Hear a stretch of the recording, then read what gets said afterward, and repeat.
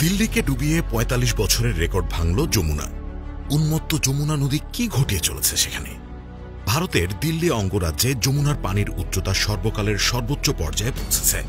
৪৫ বছরের রেকর্ড ভেঙে যমুনার পানি প্রবাহিত হচ্ছে ২০৭.৫৫ মিটার বা প্রায় ৬৮১ ফুট উচ্চতায়। চলতি বর্ষা মৌসুমে তুমুল বৃষ্টিপাতে ভারতের উত্তরাঞ্চলের জনগণ চরম ভোগান্তিতে পড়েছেন। দিল্লির উত্তরাঞ্চলে তলিয়ে আছে প্রধান সড়কগুলো। ব্যাপক ক্ষতিগ্রস্ত যাতায়াত ব্যবস্থা। পূর্বের দিকে এগিয়ে চলছে পানি। ইতোমধ্যে যমুনা নদীর তীরবর্তী অঞ্চলের বাসিন্দাদের নিরাপদ স্থানে সরিয়ে নেওয়া হয়েছে। নিচু অঞ্চলগুলোতে উদ্ধারকারী দলকে মোতায়েন করা হয়েছে। আবহাওয়া বিভাগ জানিয়েছে, হাতিনিকুন্দ বাঁধ খুলে দেওয়ায় পানি কিছুটা কমতে পারে। কেন্দ্রীয় স্বরাষ্ট্রমন্ত্রী অমিত শাহকে চিঠি পাঠিয়েছেন দিল্লির মুখ্যমন্ত্রী অরবিন্দ কেজরিওয়াল।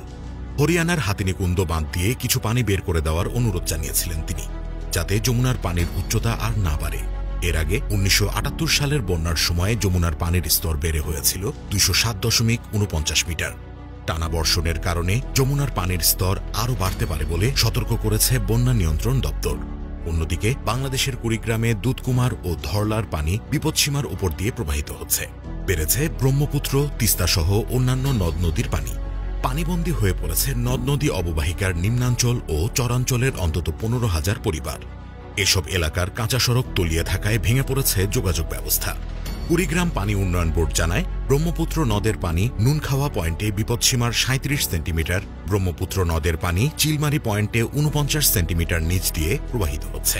পাশাপাশি ধরলা নদীর পানি সেতু পয়েন্টে ৯ সেন্টিমিটার এবং তালুক শিমুরবাড়ি পয়েন্ট ২৭ সেন্টিমিটার ও দুধকুমার নদের পানি পাটেশ্বরী পয়েন্টে বিপদসীমার ৫০ সেন্টিমিটার উপর দিয়ে প্রবাহিত হচ্ছে। এলাকাবাসী বলছেন, দুদিন থেকে পানির খুব জোর। যেভাবে পানি বাড়ছে, অবস্থা খুবই খারাপ দেখা যাচ্ছে। পরিবার নিয়ে কোথায় যাব চিন্তায় আছি। আরেকদিকে ভৈরব নদীর তীর ঘেঁষে নির্মিত খুলনা শহর রক্ষা বাঁধ এখন হুমকির মুখে। ব্লক ভেঙে নদীতে বিলীন হয়ে গেছে এর বিভিন্ন স্থানে। তাই ভাঙনের কারণে বড় ধরনের ধসে ব্যাপক ক্ষয়ক্ষতির আশঙ্কা করছেন সংশ্লিষ্টরা। তারা বলছেন, এ ভাঙনে নদীর তীর সংশ্লিষ্ট বাণিজ্যিক কেন্দ্র, বড় বাজার, সরকারি বেসরকারি অফিস এবং হাসপাতাল সহ অনেক স্থাপনা নদীতে বিলীন হয়ে যেতে পারে। তবে বাঁধ সংস্কার সহ ওয়াকওয়ে নির্মাণের পরিকল্পনার কথা জানিয়েছে পানি উন্নয়ন বোর্ড। ভৈরব নদের তীরে দক্ষিণাঞ্চলের সবচেয়ে বড় বাণিজ্যিক কেন্দ্র, বড় বাজার ও জেলখানা, হাসপাতাল সহ গুরুত্বপূর্ণ সরকারি বেসরকারি অফিস। এশিয়া উন্নয়ন ব্যাংকের আর্থিক সহায়তায় ১৯৯৩-৯৪ অর্থ বছরে secondary town integrated flood protection প্রজেক্টের আওতায় খুলনা শহর রক্ষা বাঁধ নির্মাণ প্রকল্পের কাজ শুরু হয়। ১৯৯৮ সালে ভৈরব নদের তীরে ২.৩ কিলোমিটার বাঁধটি নির্মাণ করা হয়।